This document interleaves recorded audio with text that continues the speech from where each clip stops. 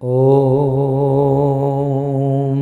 नमो भगवते वासुदेवाय।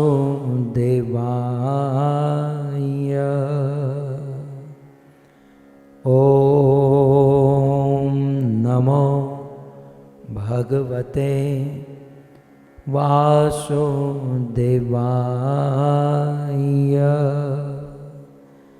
ॐ नमो भगवते वासुदेवाय।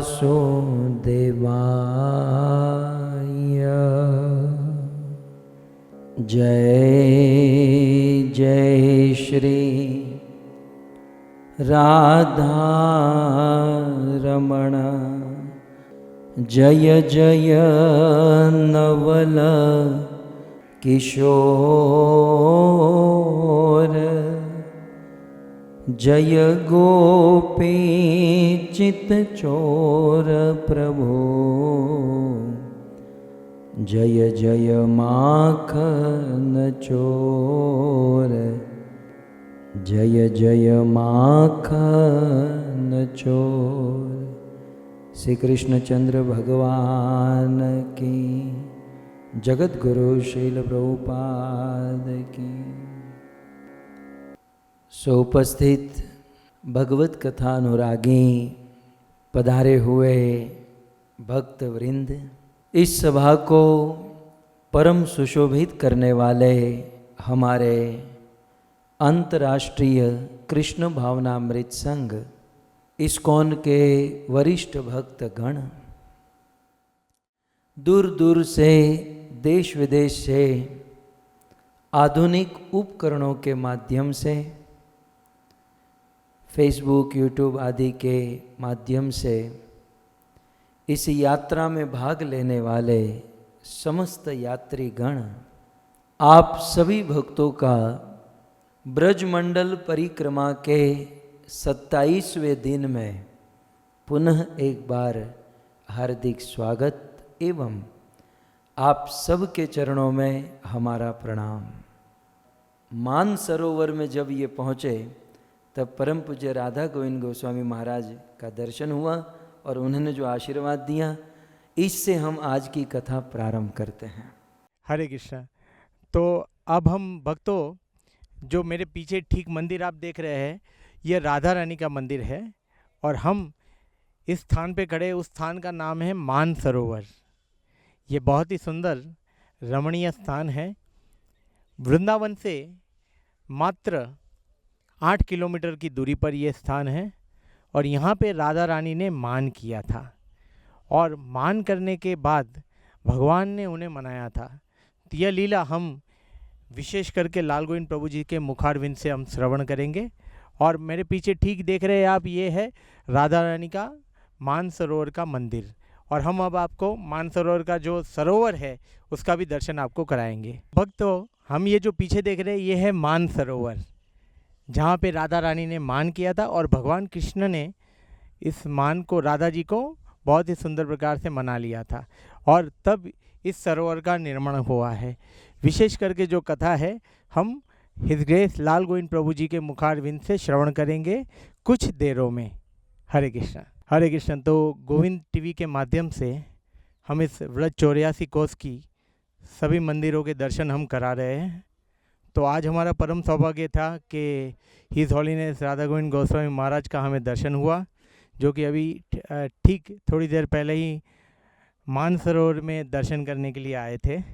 तो प्रति दिन इसी प्रकार से महाराज जी सभी व्रज के जितने भी दर्शन हैं उतने करने के लिए जाते हैं और इस अवस्था में भी वो बहुत ही बोलना चाहते थे पर बोल नहीं पाए। फिर भी उनका भाव उनकी आंखों से हमें प्रतीत होता था कि किस प्रकार एक संत का भाव होता है, किस प्रकार एक संत का भाव है कि इस प्रकार से किसी भी अवस्था में भगवान की लीला स्थली का दर्शन करने के इच्छुक होते हैं। हरे कृष्ण। धन्यवाद। कथा के प्रारंभ में गुरुजनों का आशीर्वाद लेकर हम आगे बढ़ें तो यह कथा निर्विघ्न संपन्न होती है। आइए, अब बड़े पावन पर्व चल रहे हैं बहुत सुंदर दिन चल रहे हैं। एक तो चतुर्मास, और चतुर्मास में भी कार्तिक मास, और कार्तिक मास में भी भीष्म पंचक होता है ना। छाछ पीते हैं आप? छाछ, तो छाछ में क्या होता है कि जब पीना शुरू करते हैं तो ऊपर पतला पतला होता है और फिर नीचे नीचे नीचे एकदम गाढ़ा माल बचता है। चाहे छाछ हो या गन्ने का जूस या कोई भी पेय पदार्थ हो, तो यूपर थोड़ा पतला पतला माल होता है, लेकिन नीचे लास्ट में जो होता है ना, बिल्कुल घट्ट होता है। तो खैर इसी प्रकार से यूँ तो कार्तिक मास चतुर्मास प्रारंभ हो चुके हैं 4 महीने से, और बड़े सुंदर पर्व भी हमने मनाए, लेकिन अब इस चतुर्मास के और कार्तिक मास के अंतिम दिन चल रहे हैं, और इन अंतिम दिनों की बड़ी महिमा है। विशेष करके ये जो भीष्म पंचक है, आज भीष्म पंचक का दूसरा दिन है भारत के अनुसार।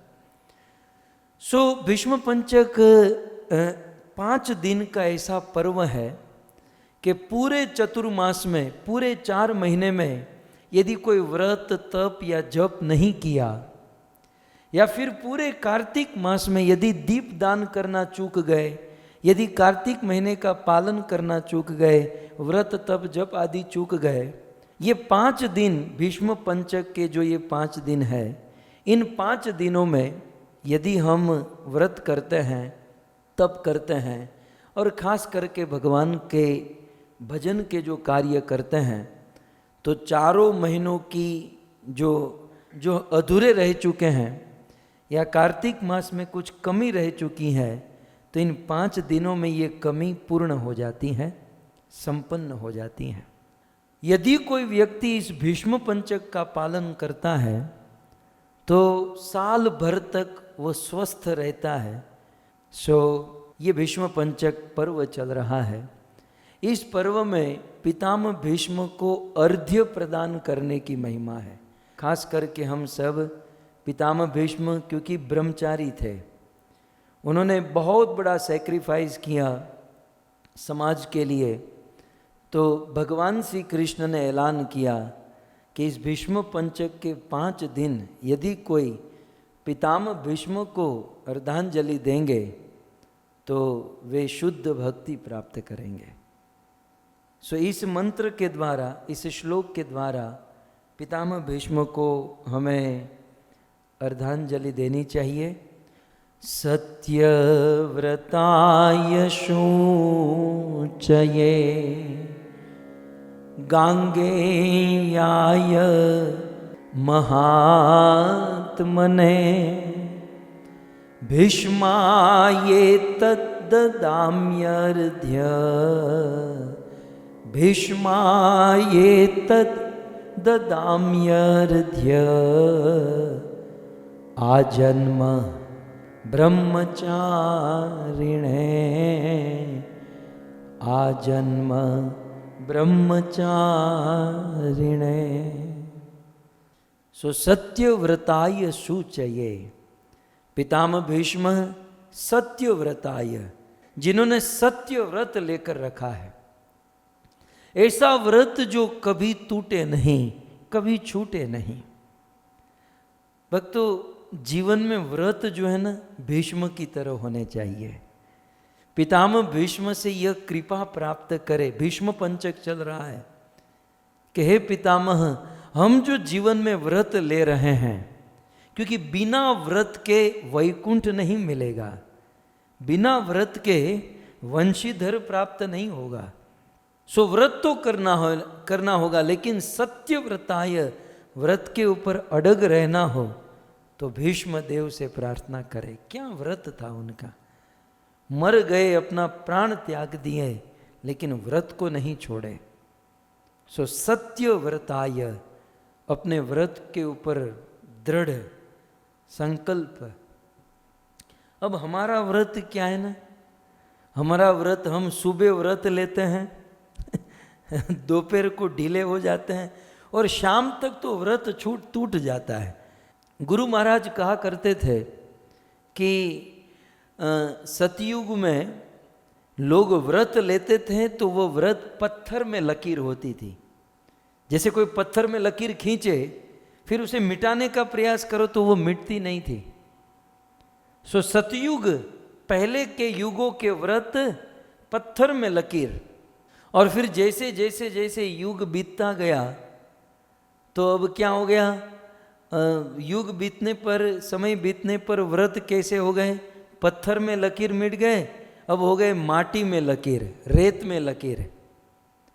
पत्थर में लकीर मिटती नहीं, लेकिन रेत में लकीर करे, लकीर खींचे, लाइन वो रेखा खींचे तो कुछ देर रहती हैं और फिर मिट जाती हैं। और अब तो हड़ाहड़ कलयुग आया है। अब ये वर्तमान जो युग आया है, इस युग के व्रत जो हैं न तो पत्थर में लकीर हैं न रेत में लकीर हैं, आजकल के व्रत पानी में लकीर है। पानी में कोई लकीर खींचे, एक बाजू लाइन करे, दूसरी बाजू मिटते जाता है। तो आजकल के कलयुग ये व्रती जो है वो पानी में लकीर के समान है। तो बिना व्रत के वैकुंठ नहीं मिलता। और व्रत में यदि सत्य संकल्प दृढ़ रहना है तो पितामह भीष्म से प्रार्थना करें कि हे भीष्म देव, आप सत्य व्रताय, सत्य के ऊपर अड़ग रहे हैं, आप व्रत को दृढ़ता से पालन किए, हमें शक्ति प्रदान करें।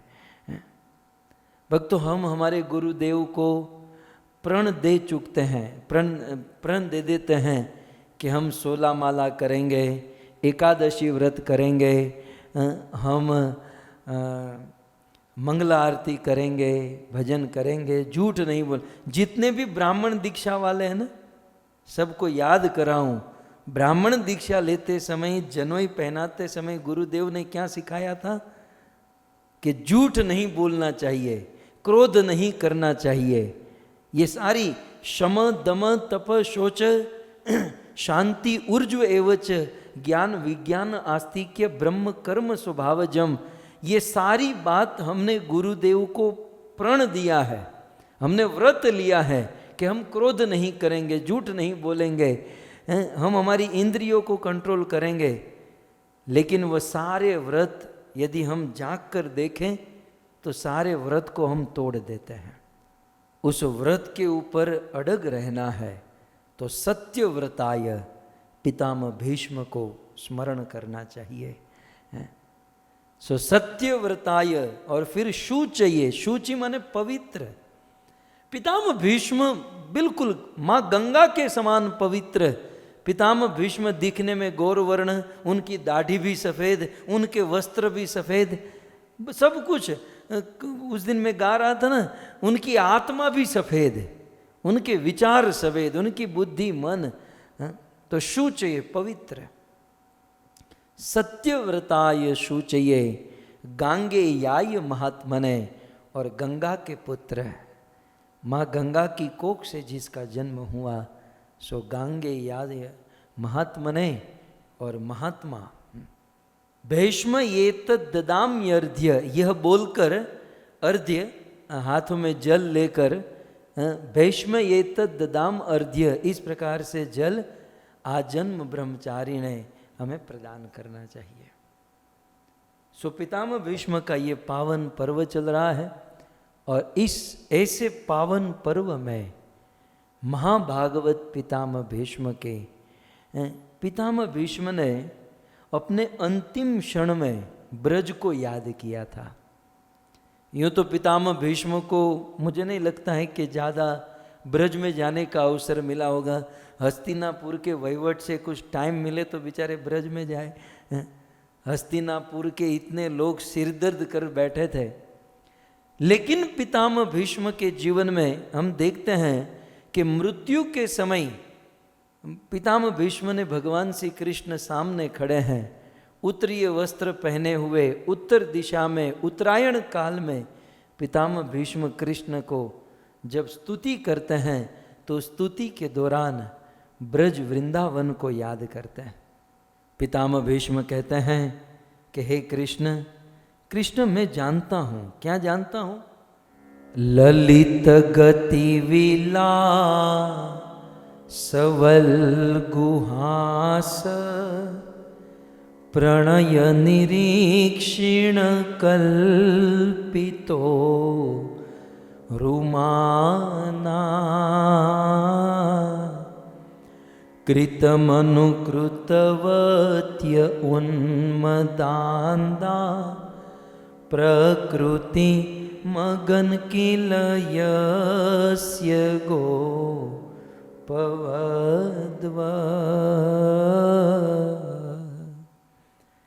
पितामह भीष्म अपने प्राणों को त्यागते समय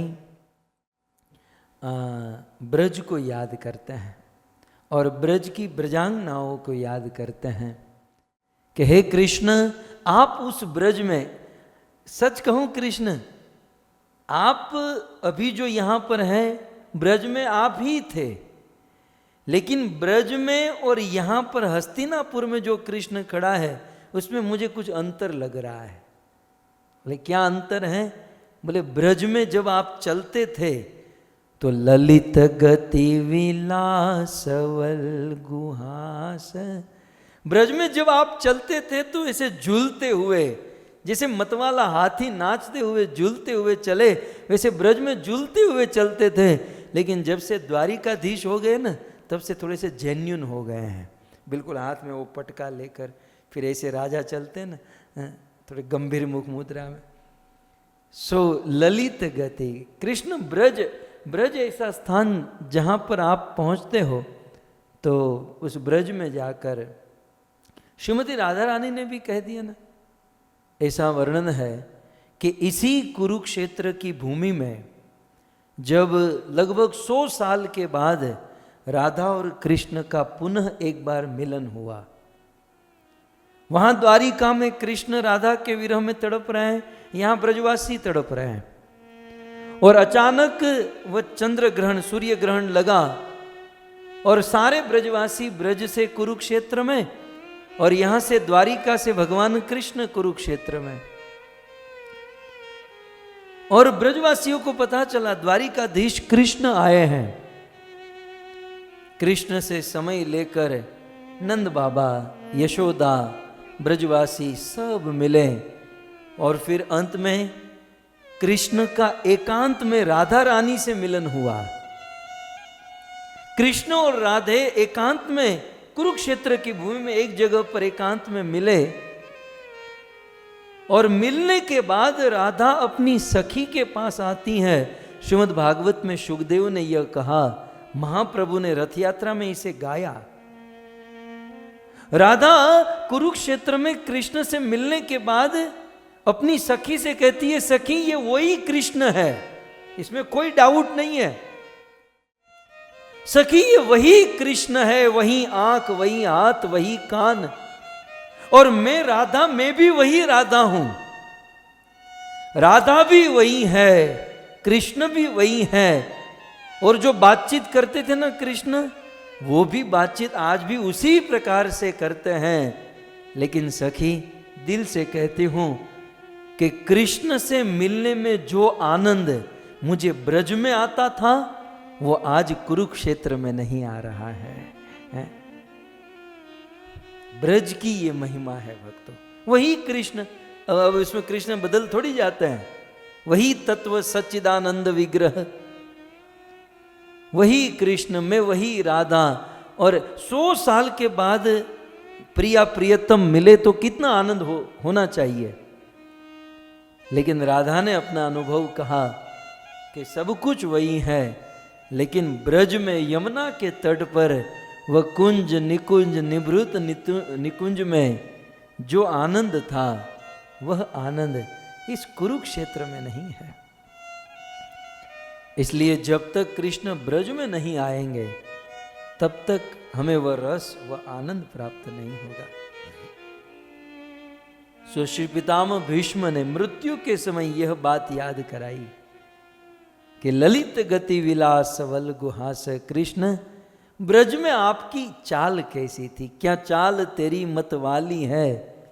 ब्रजराज चले मटकते हुए, लचकते हुए ब्रजराज चलते हैं, और हाथी भी शर्मा जाते हैं कि ऐसी भी कोई चाल चलता है। और इतना ही नहीं, वल्गु हास, कृष्ण आपकी हंसी भी ब्रज में कितनी मधुर होती थी, और आपकी वाणी भी कितनी मधुर ब्रज में जब आप बोलते थे। सो भगवान पितामह भीष्म ने ब्रज को याद किया, ब्रजवासियों को याद किया, ब्रज गोपियों को याद किया। तो ऐसा सुंदर पावन पवित्र भीष्म पर्व चल रहा है। हम चारों दिन 5 दिन भीष्म पर्व के विषय में कुछ कुछ सुनेंगे, लेकिन आज हमारा मन वहाँ पर जा रहा है जहाँ पितामह भीष्म ने ब्रज को याद किया। सो महाजनो येन गतः स पंथा, ऐसा लिखा है कि महाजनों के पद चिन्हों पर चलना चाहिए, और पितामह भीष्म जैसा महाजन कौन, और ऊपर से भीष्म पर्व चल रहा है।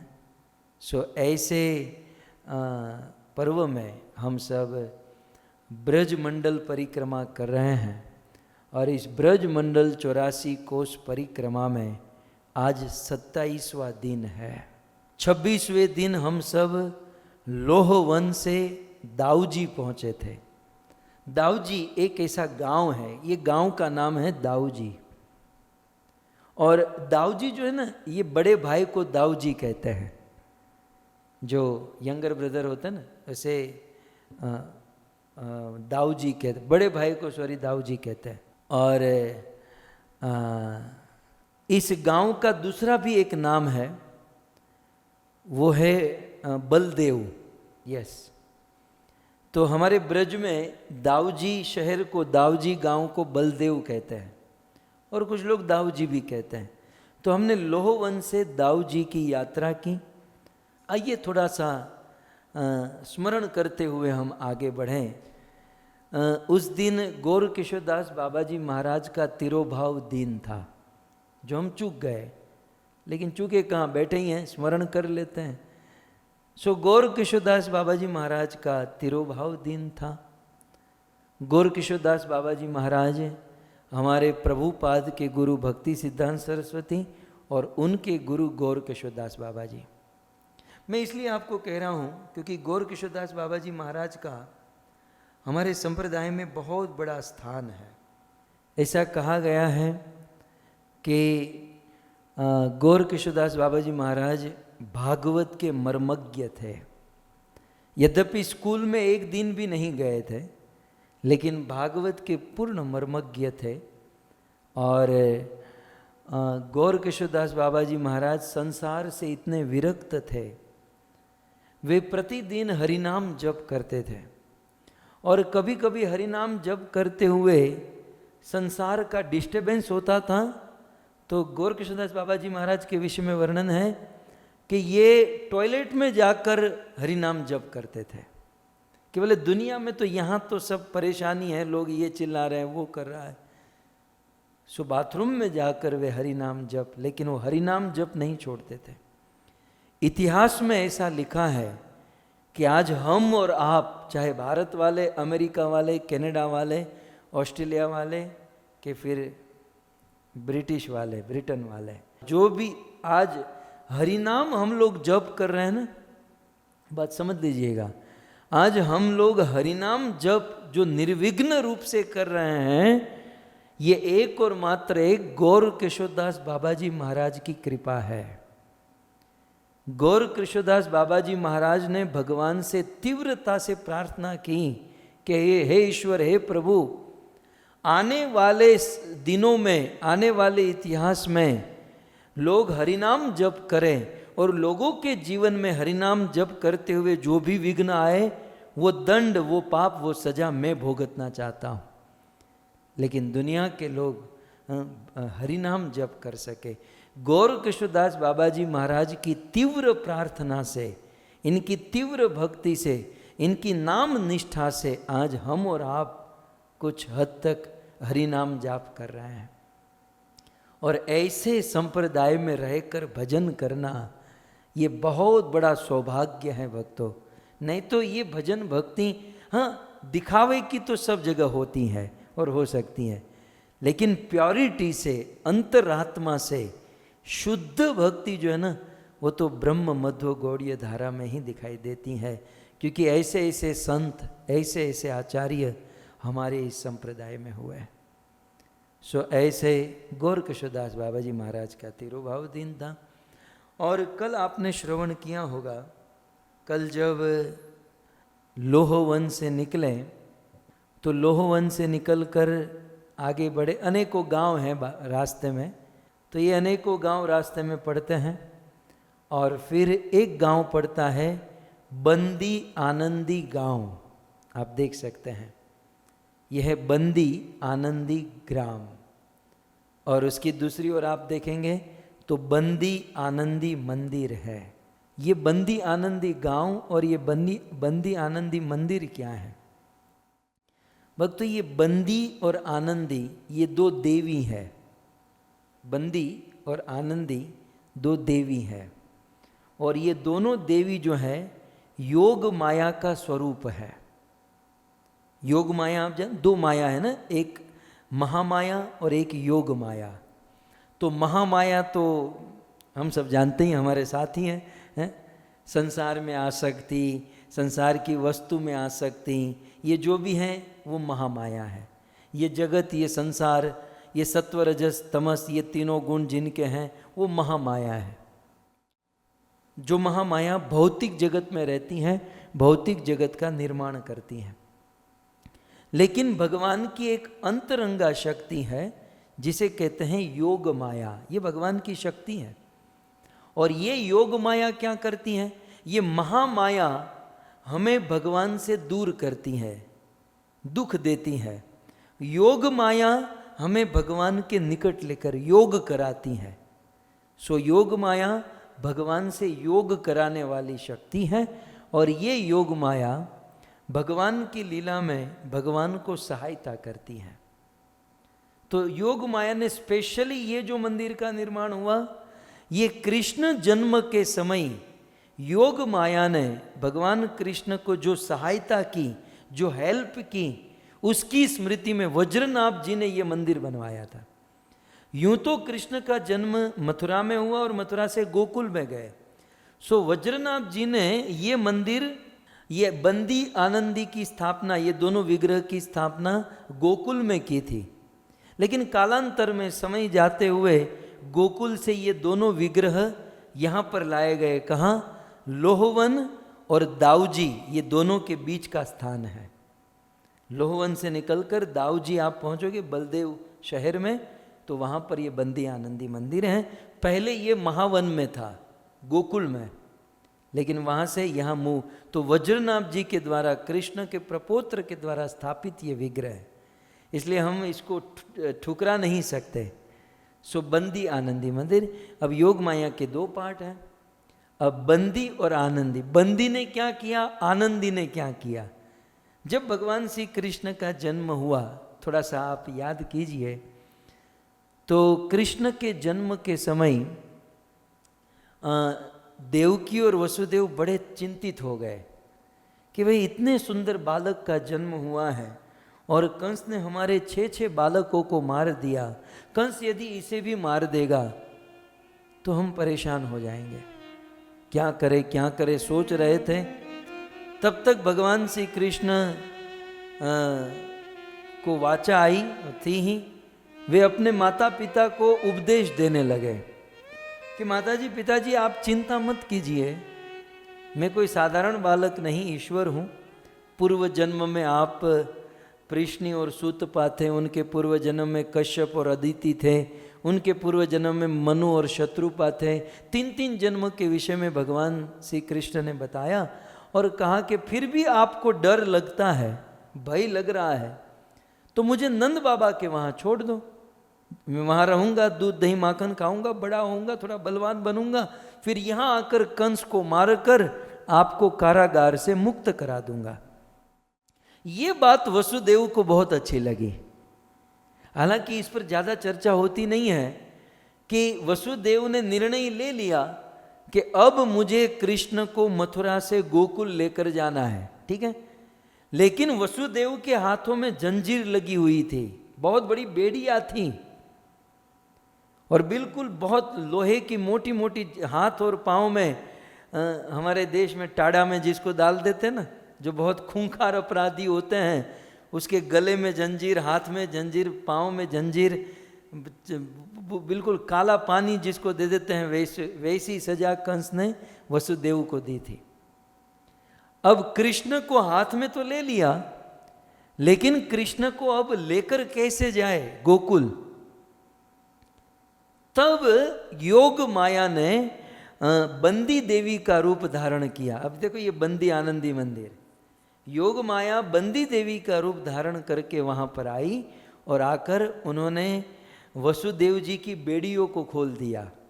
उनके हाथों में, गले में, पाँव में जो जंजीर लगी हुई थी, बंदी देवी ने बेड़ियों को खोला। और साथ ही साथ कंस के कारागार में बहुत सारे कपाट थे, दरवाजे थे, और उस पर बड़े बड़े अलीगढ़ के ताले लगे हुए थे, मोटे मोटे। सो बंदी देवी ने उन तालों को खोल दिया। क्योंकि कई बार है ना, ये जब कथा सुनते हैं तो आज के बुद्धिजीवी लोग कहते हैं कि ऐसे कैसे लॉक खुल जाता है, ऐसे कैसे वसुदेव के हाथ में से जंजीर खुल गई, आप लोग भावुक हो, आप सब भावुकता में, अंधश्रद्धा में फंसे हुए हो। देखिए परिक्रमा करते हुए ये सब क्लियर हो रहा है। देखिए कुछ बात हम जानते नहीं है, इसका अर्थ ये नहीं कि हम भावुक हैं।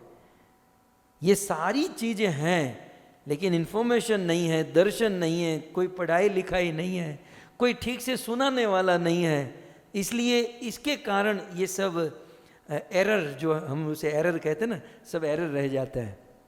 तो अब देखो ये एग्जैक्टली कृष्ण वसुदेव जी के हाथों के बेड़ियों के बंधन और कंस के कारागार के कपाट, दरवाजे और ताले योग माया ने बंदी देवी का रूप धारण करके उसे खोल दिया।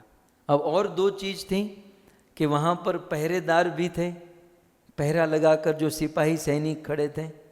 तो फिर योग माया ने दूसरी शक्ति धारण की, दूसरा स्वरूप धारण किया, और वो था आनंदी स्वरूप। सो योग माया ने आनंदी स्वरूप धारण करके जितने भी मथुरा के वो पहरेदार थे, जो कारागार के जो लोग थे, सैनिक, उन सब को सुला दिया।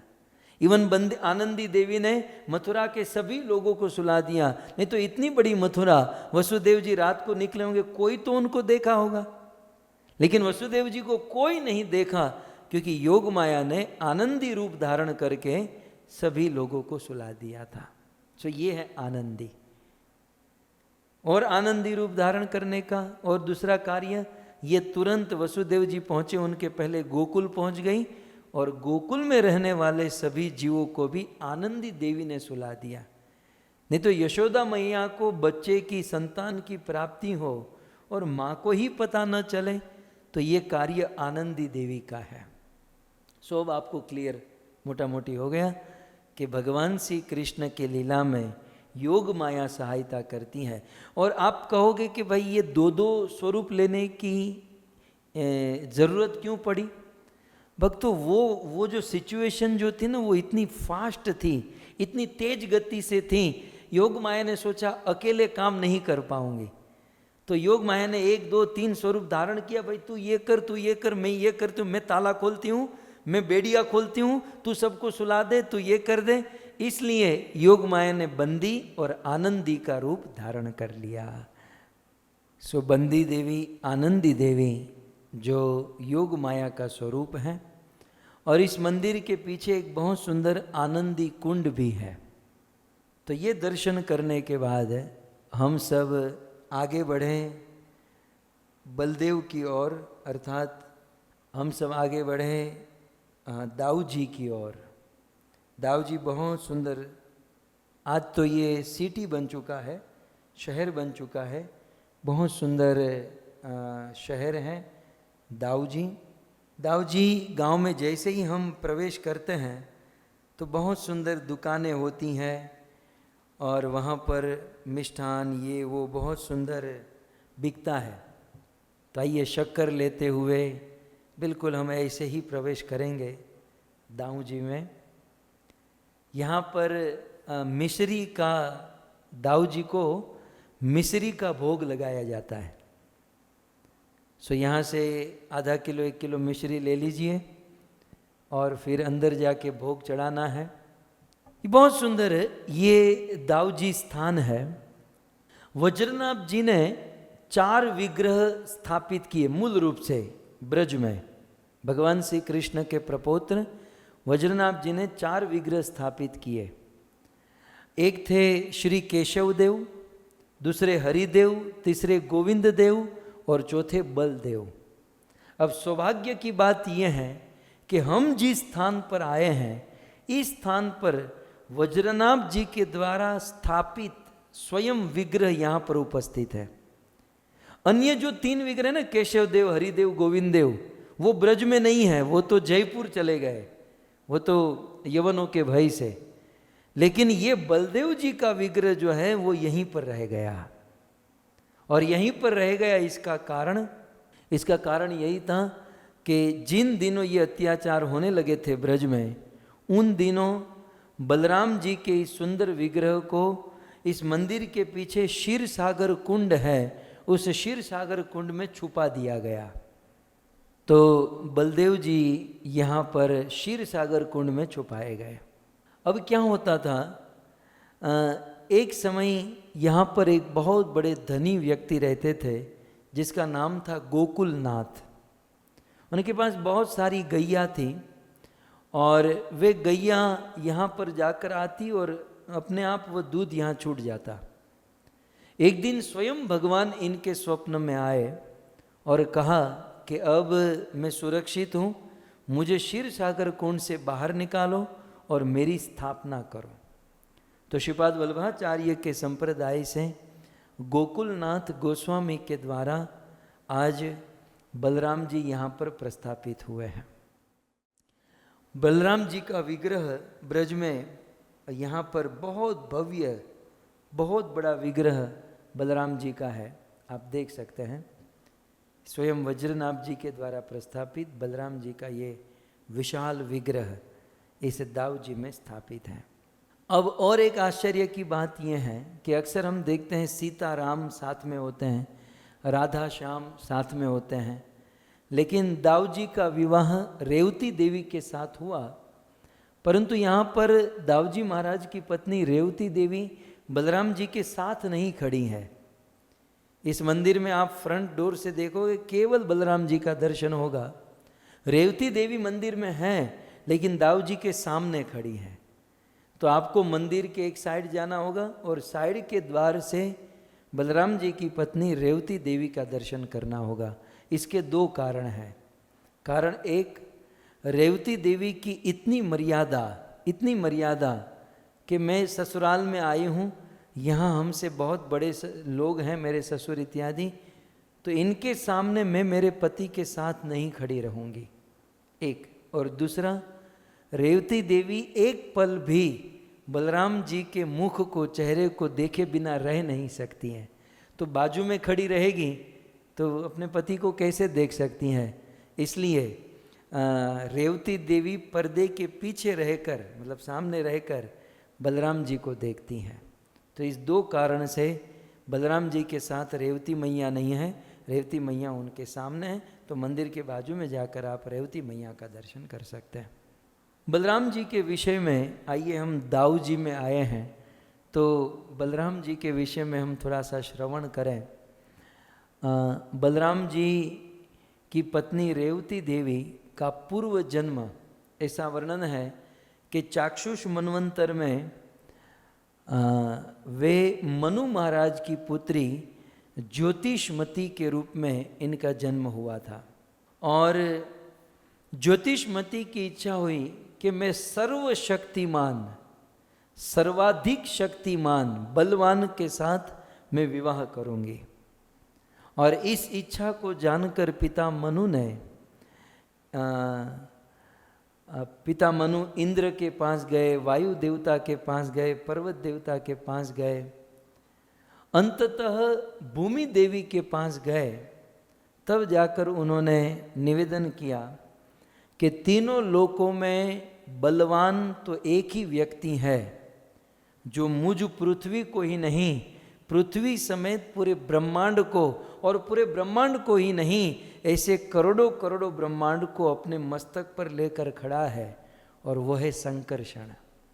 सो देवी, संकर्षण से विवाह करोगी। संकर्षण सबसे अधिक बलवान है। तो भगवान शंकरषण को प्राप्त करने के लिए मनु महाराज की ये कन्या ज्योतिषमती विंध्याचल पर्वत पर जाकर 1,00,000 वर्ष तक तपस्या करने लगी। इन्होंने 1,00,000 वर्ष तपस्या की। अनेकों देवता आए और निवेदन किया कि तपस्या करके अपने शरीर को तपा रही हो, अपने शरीर को कष्ट दे रही हो, काम करो, तपस्या छोड़ दो।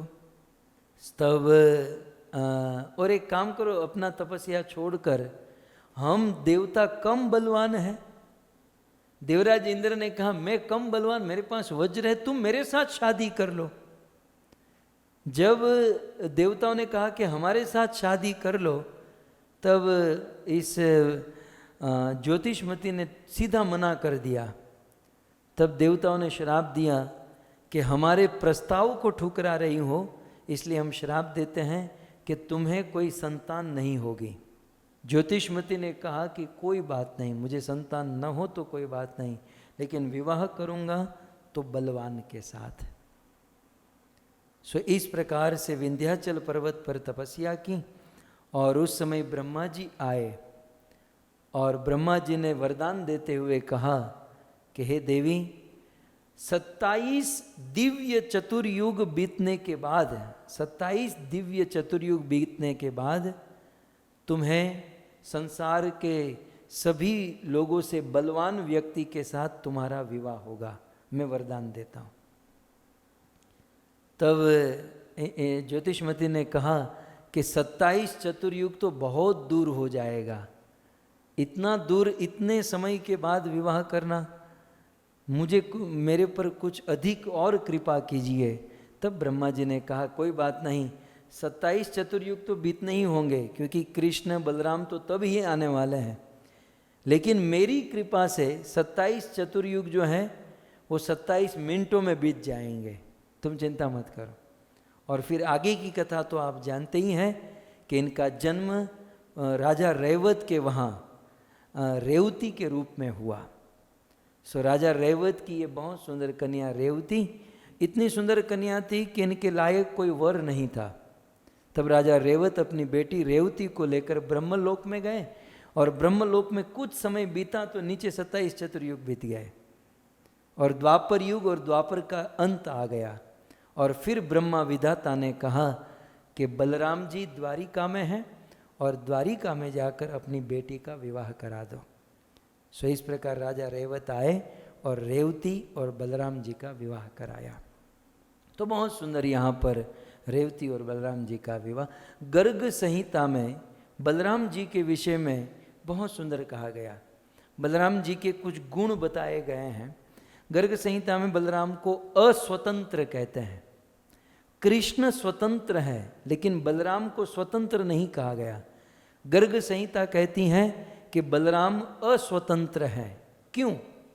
क्योंकि बलराम भले कृष्ण के बड़े भाई हैं, लेकिन बलराम जी अपने आप को कृष्ण का सेवक मानते हैं, अपने आप को कृष्ण का दास मानते हैं। और दास या सेवक कभी भी स्वतंत्र नहीं होता, वो अपने स्वामी की इच्छा में, स्वामी की सेवा में बंधा हुआ होता है। इसलिए गर्ग संहिता ने बलराम जी को अस्वतंत्र कहा। दूसरा कहते हैं साधुमयी। बलराम जी जो हैं वो साधुमयी है, माने बलराम जी अपने भक्तों के ऊपर निर्भर रहते हैं। तीसरा कहते हैं साधुग्रस्त मना। बलराम जी का तीसरा नाम या तीसरा गुण है साधुग्रस्त मना।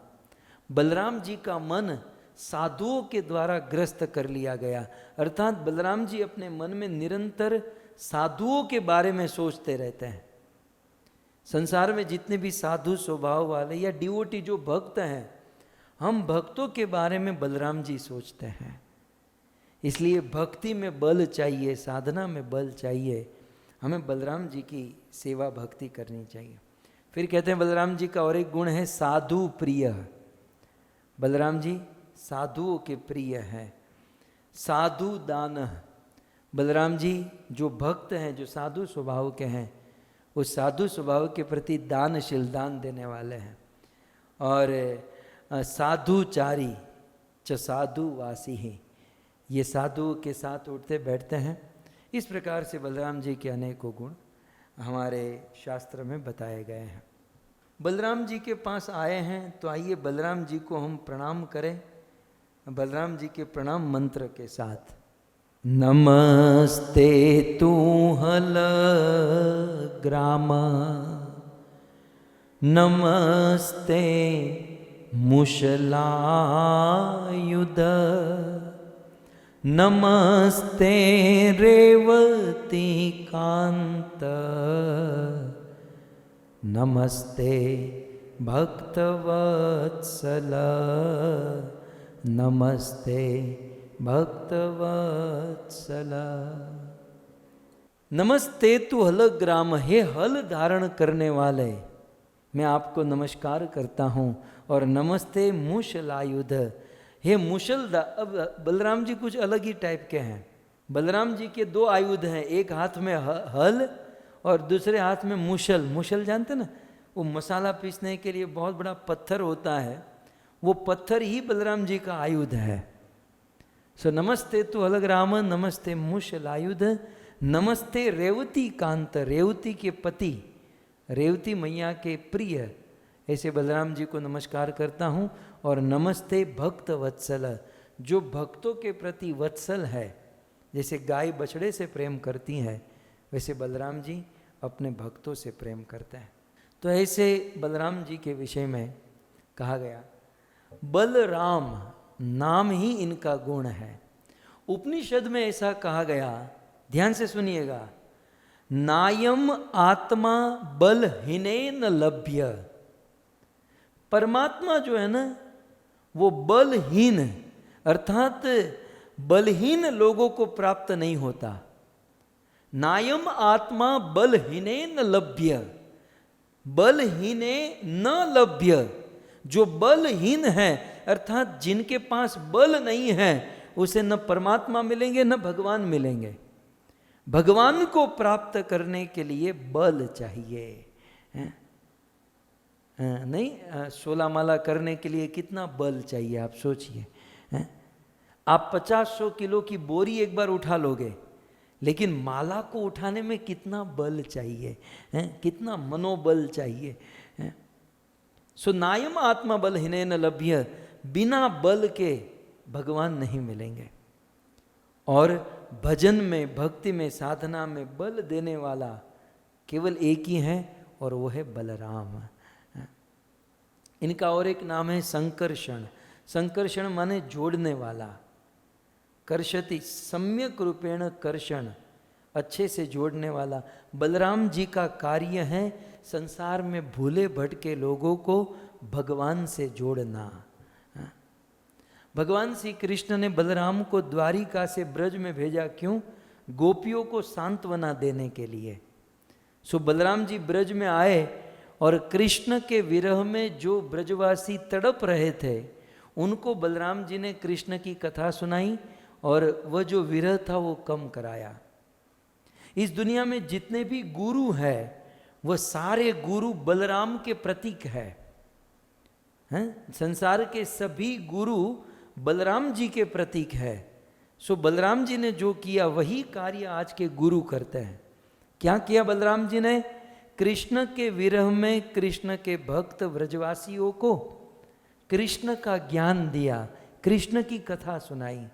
ठीक उसी प्रकार संसार में जितने भूले भटके लोग हैं जो तड़प रहे हैं उनको कृष्ण कथा सुनाना, कृष्ण का ज्ञान देना, ये गुरु का कर्तव्य, ये गुरु का धर्म है। बलराम जी के विषय में सुनाते हुए कृष्णदास कविराज गोस्वामी ने बहुत सुंदर गाया है। भक्तों इसे भाव से गाना चाहिए, ये गाने वाला ग्रंथ है। कहते हैं, सर्व अवतारी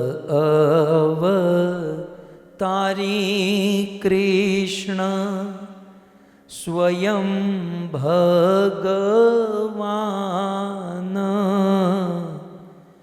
ताहार द्वितीय देह श्री बलराम।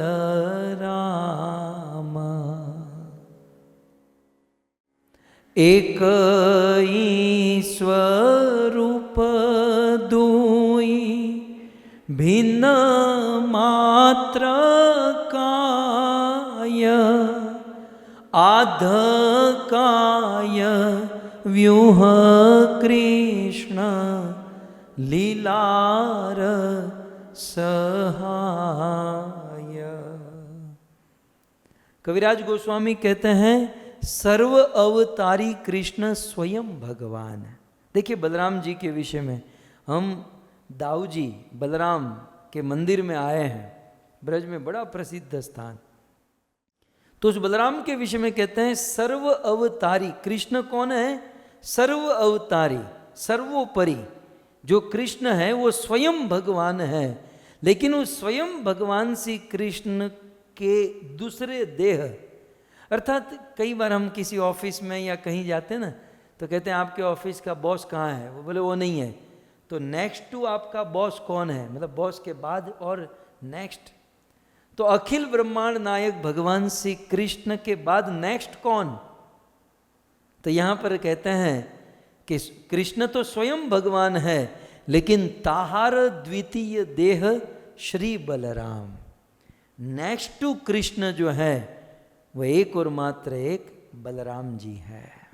और स्पेशली भगवान श्री कृष्ण ने बलराम को प्रकट किया। क्यों? कहते हैं एक ही स्वरूप दुई भिन्न मात्र काय, आध काय व्यूह कृष्ण लीलार सहाय। कृष्ण लीलार सहाय, भगवान श्री कृष्ण ने अपनी लीला में हेल्प करने के लिए, अपनी लीला में सहाय प्राप्त करने के लिए बलराम जी को एक्सपांशन किया, बलराम जी को प्रकट किया। इसलिए तत्वतः देखा जाए तो स्वरूप एक है, लेकिन कायः शरीर भिन्न है। तो एक स्वरूप भिन्न शरीर बलराम जी को भगवान श्री कृष्ण ने प्रकट किया। बहुत सुंदर बलराम जी के विषय में ऐसा गाया गया है। सहस्त्र विस्तीर्ण जार फणार मंडल, सूर्य जिनी मणि गण करे जलमल। सहस्त्र विस्तीर्ण, सहस्त्र सहस्त्र जिनकी फेन है, और जिनकी फेन पर सूर्य जिनी मणिगण करे जलमल। जैसे सूर्य प्रकाशित होता है, वैसे जिनकी सहस्त्र फेन के ऊपर करोड़ों करोड़ों ब्रह्मांड प्रकाशित होते हैं। पंचशत कोटि योजन पृथ्वीर विस्तार, जार एक फणे रहे ससर्प आकार। तो इस प्रकार सर्प आकार के ऊपर ये सारे ब्रह्मांड टिके हुए हैं। वे अंत में कहते हैं सहित अनंत शेष भक्त अवतार। ये अनंत शेष, ये बलराम कौन है? भगवान का अवतार है। लेकिन कैसा अवतार है? भक्त अवतार है।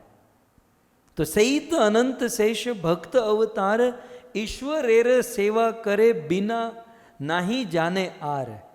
सो बलराम जी का काम क्या है?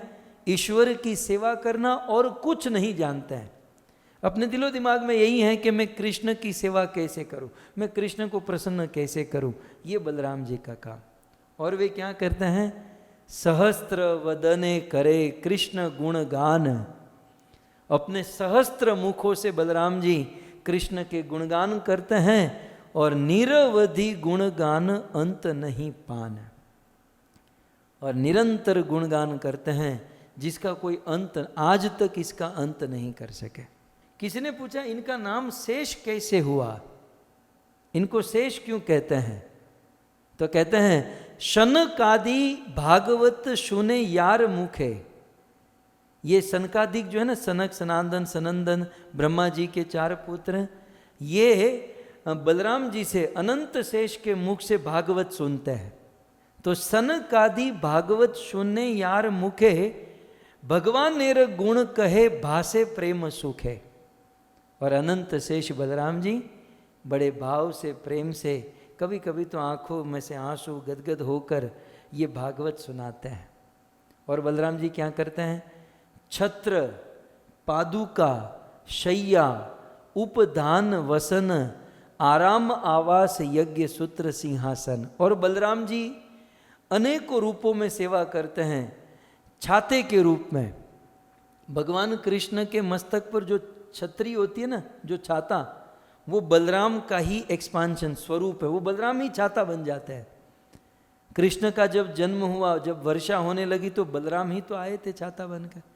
तो कहते हैं छत्र, फिर पादुका। कृष्ण की जो पादुका है और कुछ नहीं, बलराम ही पादुका बन जाते हैं।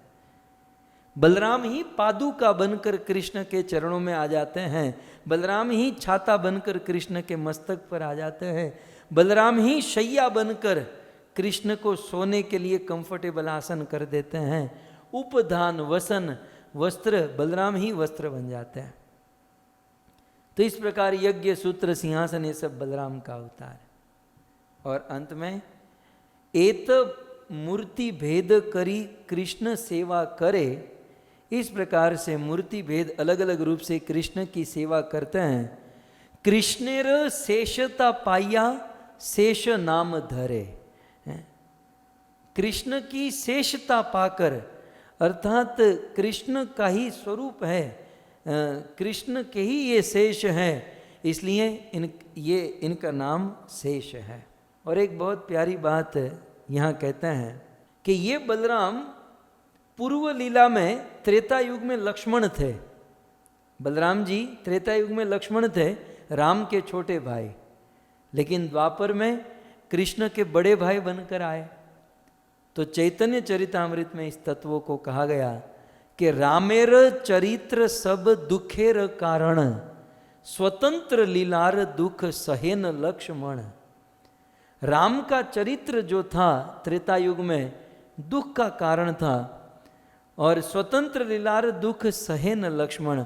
और लक्ष्मण जी राम के उस दुख को बहुत सहन किया करते थे, और लक्ष्मण जी उस दुख को दूर कर सकते थे। राम को वनवास से रोक सकते थे, जनक जी के कटु वचन को बंद कर सकते थे, भरत जी के सामने ये सब कुछ कर सकते थे। लेकिन जब जब लक्ष्मण कुछ करने गए, कविराज गोस्वामी कहते हैं निषेध करी ते नारे जारे छोट भाई। राम तुरंत उसको निषेध कर देते थे कि लक्ष्मण चुप बैठ जाओ। तो लक्ष्मण जब जब राम के दुख को दूर करना चाहे, और वे आक्रोश क्रोध में आकर जब उस दुख को दूर करने के प्रयास किए, तो निषेध करीते, भगवान रामचंद्र ने उनको निषेध किया। और नारे छोटे भाई, तू मेरा छोटा भाई है, और अपने आप को छोटा भाई समझकर मर्यादा के कारण मौन करी रहे लक्ष्मण, मने दुख पाए। लक्ष्मण जी मौन तो हो जाते, चुपचाप जाकर कोने में बैठ तो जाते, लेकिन मने दुख पाए। कविराज गोस्वामी कहते हैं उनके मन में बड़ा दुख होता था। कृष्ण अवतारे ज्येष्ठ हेल सेवार कारण। और फिर रामलीला के अंत में इन्होंने कह दिया कि अगली लीला में यदि मुझको बुलाना है तो बड़ा भाई बनकर बुलाना, छोटा भाई में घाटा है। तो कृष्ण अवतारे ज्येष्ठ हेल सेवार कारण, कृष्ण के कराइल नाना सुख आस्वादन।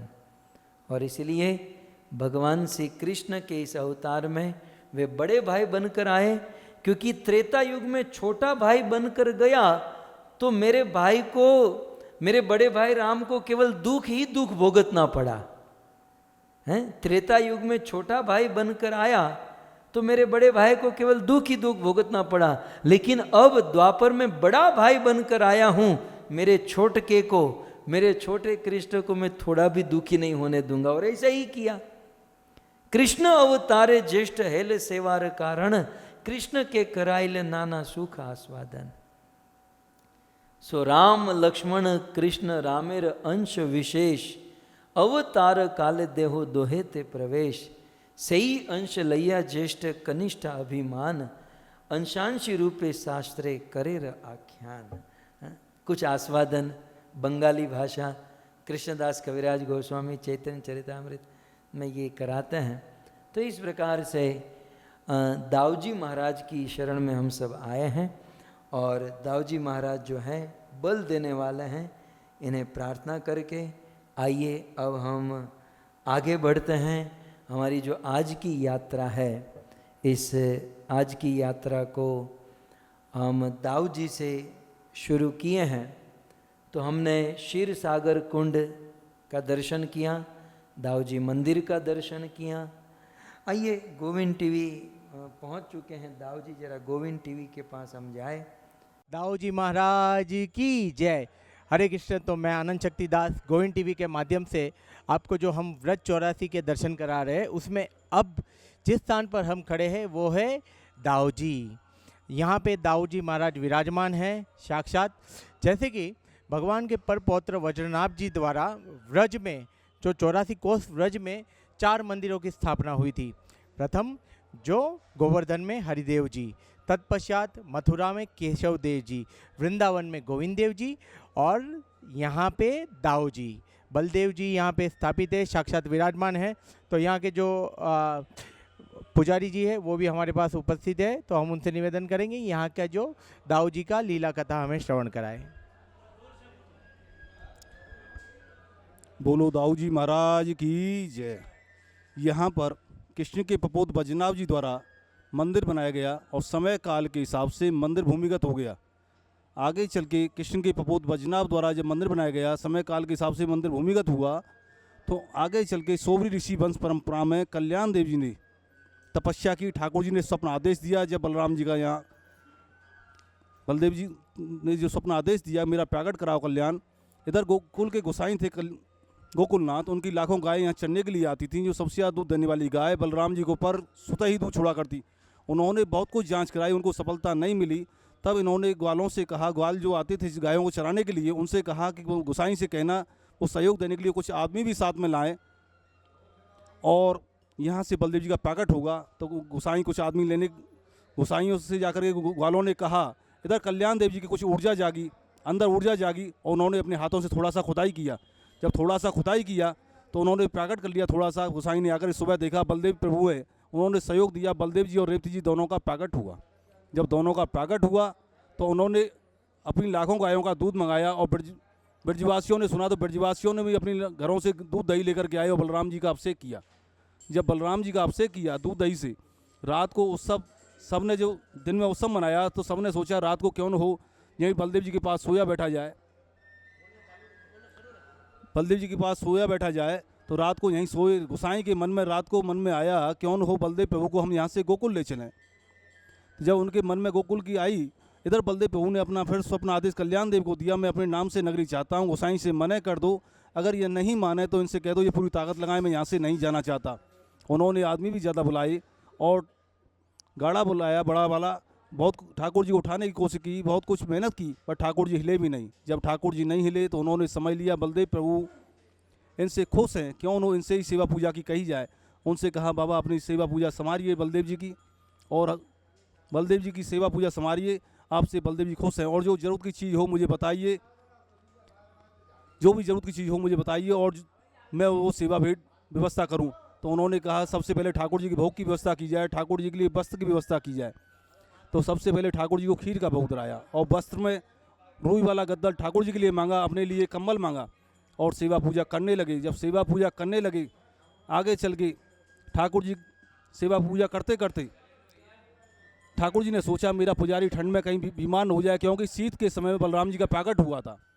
तो इस वजह से अपने वस्त्र को ठाकुर जी पुजारी को देने लगे, पुजारी के वस्त्र को आप लेने लगे। जब ऐसा क्रम होने लगा तो ग्वालों ने देखा, एक तो पुजारी देर से जगती हैं और वस्त्रों का ये ट्रांसफ़र, ये क्या मामला है, क्यों लोग गोसाई से शिकायत की जाए। तो गोसाई ने आकर के पूछा, मामला ये क्या है प्रभु महाराज जी। तो उन्होंने कहा, बलदेव आप कभी दुबक करके देखें मेरा ठाकुर जी के प्रति क्या व्यवहार है। तो उन्होंने दुबक करके देखा, ठाकुर जी स्वयं अपने वस्त्र को दे रहे हैं या ले रहे हैं। जब ऐसा क्रम देखा तो उन्होंने बलदेव जी से क्षमा याचना मांगी, ठाकुर जी से क्षमा याचना मांगने के बाद पुजारी से क्षमा याचना मांगी, और मांगने के बाद बोले जो ज़रूरत की चीज़ हुआ करे वो मेरे को खबर कर दिया करें। लाओ मैं आज से आप कुछ प्रूफ भी बनाए देता हूँ, मैं आज से कोई दबाव नहीं रखूँगा आपके ऊपर, अपनी जो और आपकी जो इच्छा या ठाकुर जी की इच्छा हुआ करे मेरे पास खबर भेज दिया करो, मैं आपकी सेवा में भेज दिया करूँगा सौदा। जब से वो अपना सेवा में निडर होकर के अपनी सेवा पूजा अपने हिसाब से करने लगे। आगे ठाकुर जी की ऐसा मन हुआ, पुजारी से बोले, पुजारी से क्या बोले, पुजारी तू अपनी शादी कर, मैं तेरे वंश से आगे सेवा चाहता हूँ। जब ठाकुर जी ने कहा तो उन्होंने मना किया, बाबा मैं तो संत हुआ हूँ, मैं कोई शादी के लिए थोड़ी कि नहीं तेरे वंश से आगे सेवा चाहता हूँ। तो बलदेव जी से उन्होंने वचन मांगा। कैसा वचन? मेरी संतान के द्वारा आप भोग लेते रहें, मेरी संतान भूखी नहीं मरे। बलदेव प्रभु ने वचन दिया। जब उन्हें शादी की, उनके 2 बच्चे हुए, वंश परंपरा बढ़ने लगी। जब वंश परंपरा बढ़ने लगी तो आगे चल के औरंगजेब बादशाह हुआ है, उसने जगह जगह देवी देवताओं को परेशान किया है। तो यहाँ भी तो आगरा राजधानी थी, आगरा राजधानी तो पास में थी, सबसे ब्रज का नज़दीक कोना बलदेव जी का पड़ता है, पर चला वो दिल्ली की तरफ से है। तो मथुरा, वृंदावन, गोवर्धन सबको पार किया है और जमुना पार करके उसने पूछा है दाऊ जी कितना दूर है। जब दाऊ जी पूछा है, बलदेव जी पूछा है कितना दूर है, तो उन्होंने बताया 5 या 7 कोस। तो सुबह से शाम तक चला और पूछा उसने फिर कितना दूर है, जितना पूछा था उतना दूर। वो परेशान हो गया। ऐसे करके 5-7 दिन लग गए, पर बलदेव जी, दाऊ जी महाराज नहीं मिले। जब नहीं मिले तो उसने हिंदू राजाओं से पूछा ये देव कैसा है, और देव तो इधर से उधर पलायन कर गए, और देव तो पलायन कर गए। तो उन्होंने बताया बलराम जी जो हैं शेष अनंत हैं, और लक्ष्मण पहले समय में लक्ष्मण भी हुए। तो उस समय उन्होंने सीता भाभी के लिए रेखा खींची है। रावण तो इतना पावरफुल था, इनकी रेखा वो क्रॉस नहीं कर पाया। इनके हाथ जोड़िए और रास्ता मांगिए, शायद ये कृपा कर दें। तो उन्होंने हाथ जोड़े और रास्ता मांगी, बलदेव प्रभु ने कृपा की। जब बलदेव प्रभु ने कृपा की तो बात ये, रास्ता खुला, वो आगे बढ़ा। 2 किलोमीटर दूर रह गया, 2 किलोमीटर दूर रह गया तो उसके मन में पाप आया, अब तो मैं आराम से अपनी सेना को ऑर्डर दे सकता हूँ। सेना को ऑर्डर दिया, सेना आगे ब्लाइंड हुई, वो बढ़ा तो वो भी गड़बड़ हुआ। फिर तो उसने क्षमा याचना मांगी है बलदेव प्रभु से, और मधुमक्खी ततैया बलदेव प्रभु ने और छोड़ दी है। इससे वो घबरा करके विचलित होकर के उसने क्षमा याचना मांगी है। बलदेव प्रभु ने उसको सही कर दिया है। उसने फिर अपने आदमियों, जब बलदेव प्रभु ने सही कर दिया तो उसने अपने आदमियों को समझा के भेजा, जो भी 1-2 बढ़िया थे उनको समझा के भेजा कि पुजारी घबराए नहीं, उनको समझाना जो भी हमारे साथ घटना घटित हुई है जिससे उनको कुछ विश्वास हो। 1-2 पुजारी जो भी आना चाहे मेरे पास आए, मैं कुछ सेवा करना चाहता हूँ। तो यहाँ पर जब उसका आदमी ने समझाया तो यहाँ से 1-2 पुजारी जो गए, उनको तांबे के पात्र पर 5 ग्राम जमीन जागीर लिख करके दिया, मैं इस ज़मीन से कोई टैक्स नहीं लूँगा। बेशकीमती जवाहरात दी, जो हीरा पन्ना मोतियों की मालाएँ होती हैं। एक चाबी जज के पास है, एक चाबी यहाँ मंदिर में, दोनों चाबियों का मिलान होता है जब वो धारण कराई जाती है जवाहरात। 4 दिन धारण कराई जाती है, शरद पूर्णिमा के दिन, जन्माष्टमी के दिन, बलदेव छठी के दिन और बलदेव रास पूर्णिमा। ये क्रम चलता रहा और एक गेट का निर्माण कराया, उसमें एक मोमडन छोड़ा ड्रम बजाने के लिए, लंगाड़ा नौबत बजाने के लिए। फिर हमारे हिंदू धर्म में ऐसी आस्था जागी, जो बद्रीनाथ जाती हैं या जगन्नाथपुरी जाती हैं, जो बद्रीनाथ जाती हैं, जगन्नाथपुरी जाती है, वहाँ से आकर के बलदेवी से मिलान करती हैं जब यात्रा पूरी मानी जाती है। जैसे जगन्नाथपुरी में झंडा वगैरह चढ़ती हैं, यहाँ भी चढ़ती हैं। और बलदेव जी का मंदिर प्राइवेट है, वही वंश परंपरा, जो कल्याण देव जी फर्स्ट पुजारी थे, उन्हीं की वंश परंपरा बारी बारी से सेवा पूजा करती हैं, वही वंशज परंपरा। तो ऐसे बलदेव जी का आनंद, बलदेव जी की प्राइवेट मंदिर है और बलदेव जी नित्यानंद है, भक्तों का नित्य आनंद होता है। लाखों बच्चों के हर साल मुंडन होते हैं, केस उतरती हैं, और बहुत कुछ भक्त आते हैं, उनकी मन्नतें पूरी होती हैं। दाऊ जी महाराज बहुत दयालु हैं, नित्यानंद हैं, इनसे बल के धाम है, इनसे ज्ञान का बल, भक्ति का बल मांगना चाहिए। बोलो दाऊ जी महाराज की जय। हरे कृष्ण। तो बहुत ही सुंदर प्रकार से यहाँ के जो पंडा जी है उन्होंने हमें दाऊ जी का जो वास्तविक में महत्व है वो हमें समझाया। और प्रति वर्ष यहाँ पे हम आते हैं, इस्कॉन मंदिर की यात्रा आती है और साथ ही साथ लाल गोविंद प्रभु जी आते हैं, राधा कृष्ण प्रभु जी भी आते हैं, और यहाँ सब जगह पे हम लोग दाऊ जी की महिमा यहाँ पे श्रवण करते हैं। तो इस बार भी ये जो कथा यात्रा है वो ऑनलाइन होगी और गोविंद टीवी के माध्यम से आप सभी को दिखाई जाएंगी। तो सभी से निवेदन है गोविंद टीवी देखते रही है, और साथ ही साथ अभी जो यहाँ की दाऊ जी की विशेष महिमा, विशेष कथा भागवतम के आधार से जो है वो हमें हिज ग्रेस लाल गोविंद प्रभु जी सुनाएंगे। हरे कृष्णा। जय दाऊ महाराज की जय। हम यहाँ पर एक चीज़ पढ़कर आगे बढ़ेंगे, जरा उसको दिखाइए। आप देख सकते हैं दाऊ जी के मंदिर के ऊपर लिखा है, दाऊ सो दाता नहीं, जग में को एक, दाऊ सो दाता नहीं, जग में को एक, दीनन पे रक्षा करे, तारे विघ्न अनेक, तारे विघ्न अनेक। सो दाऊ सो दाता नहीं, दाऊ जैसा कोई दाता नहीं, क्योंकि दीनन पे रक्षा करे तारे विघ्न अनेक। सो ऐसे दाऊ जी महाराज का दर्शन करके आइए हम आगे बढ़ते हैं। दाऊ जी मंदिर, श्री सागर कुंड, और धीरे धीरे आगे बढ़ते हुए आज केवल मार्ग में एक दर्शन करते हुए हमें ब्रह्मांड घाट पहुंचना है। सो 2-3 गांव पार करते हुए, ब्रिज पार क्रॉस करते हुए हम सब पहुंचते हैं यमुना के तट पर। और यमुना के तट पर आते हुए सबसे पहले एक शिव जी का मंदिर है, और इस शिव जी का मंदिर नाम है चिंताहरण महादेव। श्री चिंताहरण महादेव की। सो ये है चिंताहरण महादेव और चिंताहरण घाट। तो अब हाँ, आप सबके जानकारी के लिए कि अब हम सब लोग दाऊ जी से निकलकर महावन में पहुंच गए हैं। महावन वो स्थान है जिसे हम गोकुल कहते हैं। देखिए भाई, गोकुल में तो 2 दिन रुकना पड़ेगा, एक दिन से नहीं होगा। सो हम सब अब दाऊ जी से गोकुल पहुँचे हैं। हम गाते भी है ना, गोकुल माँ आज दिवाળી प्रकट थया वनमाળી, प्रकट थया वनमाળી गोकुल माँ। सो अब हमारी यात्रा महावन में पहुंच चुकी है, जिस महावन में गोकुल है। ठीक है, तो महावन गोकुल के और हम आगे बढ़े उसके पहले एक मंदिर है यमुना के तट पर, चिंताहरण महादेव, चिंताहरण घाट। अब क्योंकि महावन गोकुल में आ चुके इसलिए नंद भवन, नंद बाबा के घर से ये बिल्कुल निकट है। श्री यशोदा मैया रोज प्रतिदिन महादेव का दर्शन करने के लिए यहाँ पर आती थी। यशोदा रोज चिंताहरण महादेव का दर्शन करती, इस चिंताहरण घाट में स्नान करती। इसका कारण यही था कि माँ यशोदा को कृष्ण की बड़ी चिंता रहती थी।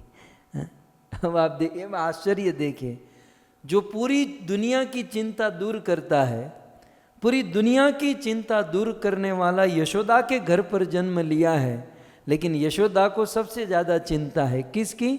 भगवान कृष्ण की। भक्तों, ये हैं ब्रज, ये हैं ब्रज का माधुर्य, ये हैं ब्रज भक्ति, कि दुनिया की चिंता को दूर करने वाले की चिंता माँ यशोदा करती है। माँ यशोदा सोचती मेरे लाला का क्या होगा, ये बड़ा होकर क्या करेगा, लोग इनका नाम बिगाड़ रहे हैं, माखन चोरी करता है, कभी ये हो जाता है, कभी वो हो जाता है। सो यशोदा को जब जब चिंता हुई तो चिंताहरण महादेव के पास जाती है। अब थोड़े से सिद्धांत यहाँ पर हम समझे। चिंता सबके जीवन में है, कोई व्यक्ति ऐसा नहीं कह सकता कि मेरे जीवन में चिंता नहीं है। ये जो बाल उतर जाते हैं ना, वो चिंता के कारण उतर जाते हैं। बाकी चिंता न हो तो बाल मार के चकाचक न बने रहे। आदमी बेचारा सूखा पतला सा हो जाता है चिंता के कारण। हार्ट अटैक आता है, डायबिटीज होती है, ये सब चिंता के रोग है। 99% रोग कलयुग में जो है ना, वो चिंता से उत्पन्न होते हैं।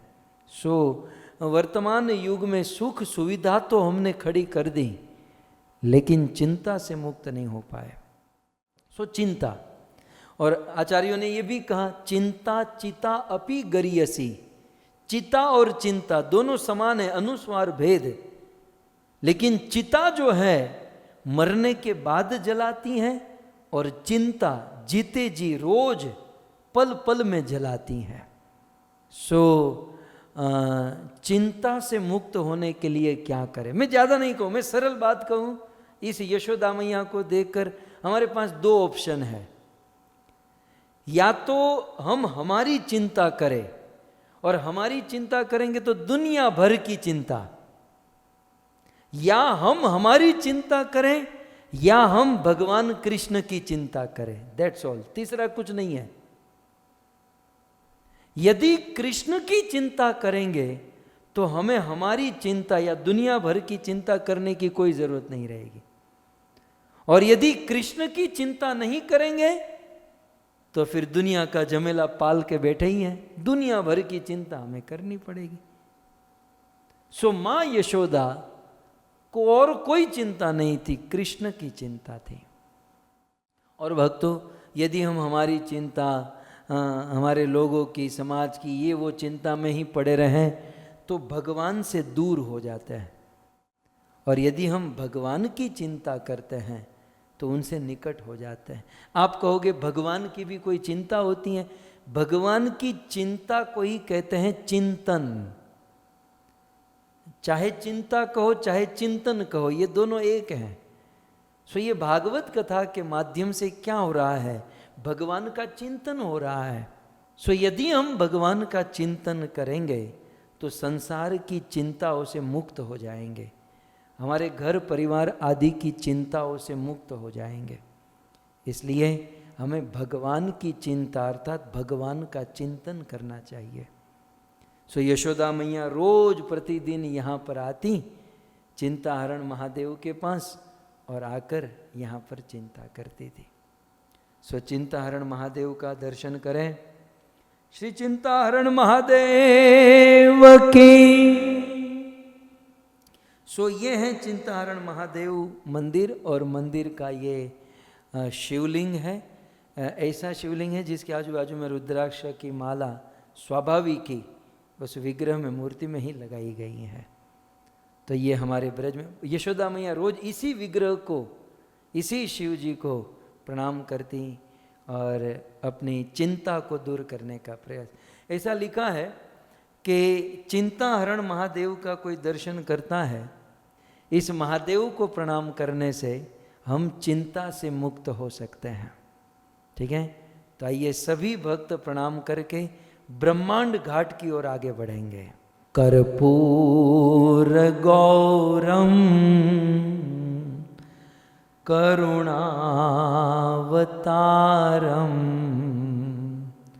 संसार सारम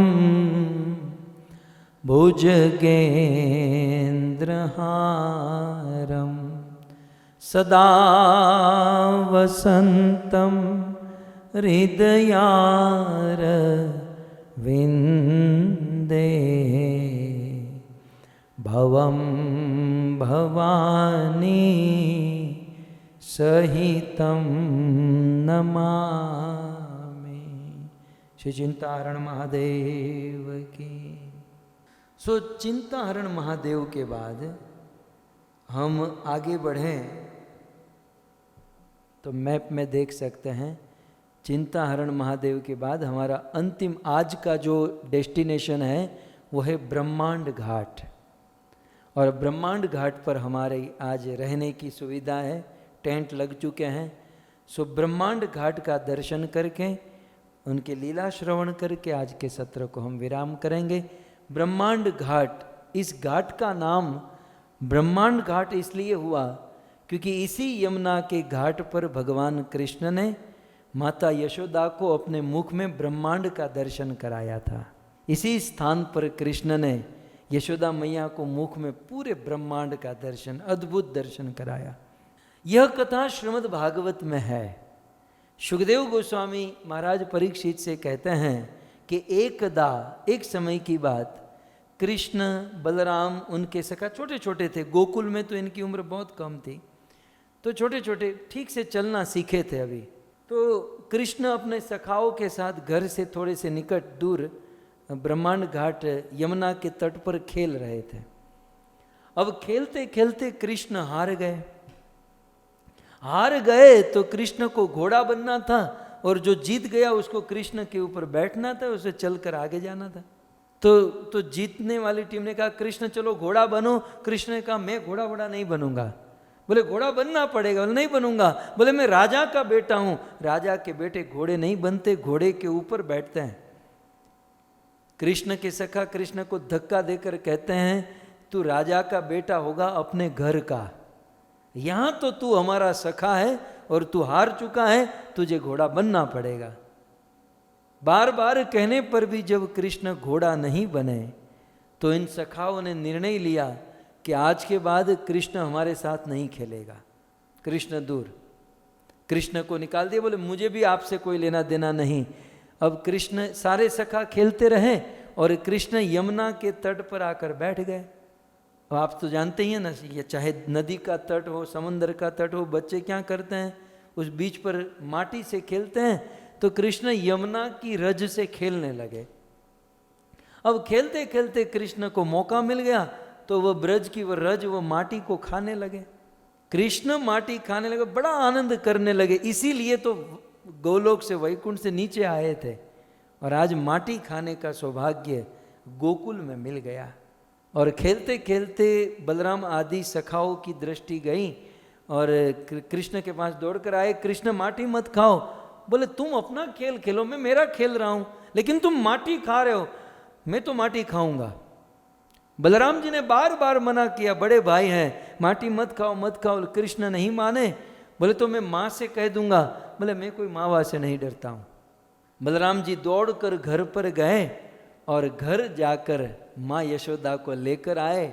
कई दिनों से गाने का मूड था, आज मौका मिला है ब्रज में, ब्रह्मांड घाट पर। आइए इस ब्रज के इस भजन को गाकर इस लीला को हम सुनेंगे। बलराम जी क्या कहते हैं? तेरे लाला ने माटी खाई, यशोदा सुन माई। तेरे लाला ने माटी खाई, यशोदा सुन माई। क्या हुआ? अद्भुत खेल सखन संग खेल्यो, छोटो सो माटी को ढेलो। तुरंत श्याम ने मुख में मेलो। समझ रहे हैं आप इस ब्रज भाषा को समझ रहे हैं ना? ये ब्रज भाषा है। अब ब्रज परिक्रमा में ब्रज भाषा तो होनी चाहिए। तो कहते हैं तेरे लाला ने माटी खाई, यशोदा सुन माई। हे यशोदा सुन, तेरे लाला ने माटी खाई। बच्चों को कंप्लेंट करने की बड़ी आदत होती है। खुद गलती करे कोई नहीं, लेकिन दूसरा कोई गलती करता है तुरंत शिकायत करते हैं। तो बलराम दाऊ शिकायत कर रहे हैं। यशोदा ने कहा लेकिन मांड के बात कर, मांडी ने बात करे ना, तू मुझे पहले से बता हुआ क्या। तब बलराम कहते हैं अद्भुत खेल सखन संग खेल्यो। हम सखाओं के साथ हम सब लोग खेल खेल रहे थे और खेल खेलने में वो हार गया और वो अकेला खेलने लगा। छोटो सो माटी को ढेलो, और थोड़ा सा माटी का ढेला अपने मुख में रख दिया। मुख में रखकर तुरंत श्याम ने मुख में मेलो। सो तुरंत श्याम ने मुख में मेलो। फिर याने गटक गटक गटकाई, यशोदा सुन माई। याने गटक गटक गटकाई, यशोदा सुन माई। अब अच्छा, यशोदा कहने लगी कृष्ण ने माटी खाई है, आज तो मैं उसे नहीं छोड़ूंगी। यशोदा ने एक छड़ी, एक लकड़ी हाथ में ली और बलराम के साथ दौड़कर कृष्ण के पास। ये सखा भी आनंद में थे कि आज कृष्ण को लकड़ी छड़ी से पीटेंगे, मारेंगे तो हमको आनंद आएगा। कुछ लोग को बच्चों का वो स्वभाव, बड़े हो जाते हैं फिर भी रह जाता है, दूसरों को मार पीटने में बड़ा आनंद लेते हैं। तो ये सब आनंद में आ गए और माँ यशोदा दूर से हाथ में छड़ी लकड़ी लेकर आ रही है कृष्ण के पास। और माँ यशोदा को देखकर अरे ये तो वास्तव में माँ आ गई। और गटक गटक गटकाई, आचार्य गण कहते हैं कृष्ण गटकने लगे। गटक माने निगलने लगे, जल्दी जल्दी लार बनाकर उस माटी को खाने लगे। तब तक तो माँ यशोदा पहुंच गए और कृष्ण का कान पकड़ कर कहती है, क्या कहती है सुनिए। दूध दही को कबहु ना नाटी, क्यों लाला तेने माटी खाई, यशोदा સમજાવેલે સાટી. આપણે ब्रज भाषा में साटी कहते हैं, गुजराती में साटी कहते हैं, जो सट सट सड़ सड़ बोलती है साटी. तो माँ यशोदा कहती हैं कान पकड़ करके, काना दूध दही को कबहु न नाटी, कभी दूध और दही खाने के लिए नाटी माने मना किया हमने? क्या मैंने कभी तुझे दूध खाने का मना किया, दही खाने का मना किया? जब दूध और दही खाने के लिए मना नहीं किया, इतना सारा दूध दही पड़ा है, तो क्यों लाला तेने माटी खाई? तो लाला तूने माटी क्यों खाई? ये माटी कोई खाने की चीज है? ये माटी कोई खाने की? तो यशोदा हाथ में लकड़ी लेकर समझा रहे, और कान बिल्कुल कृष्ण के लाल लाल हो गए, कान पकड़कर लकड़ी लेकर ऐसे. तो कहते हैं यशोदा समझावेले साटी, या के नेक दया नहीं आई, यशोदा सुन माय, या के नेक दया नहीं आई, यशोदा सुन माई. क्योंकि तेरे लाला ने माटी खाई, यशोदा सुन माई.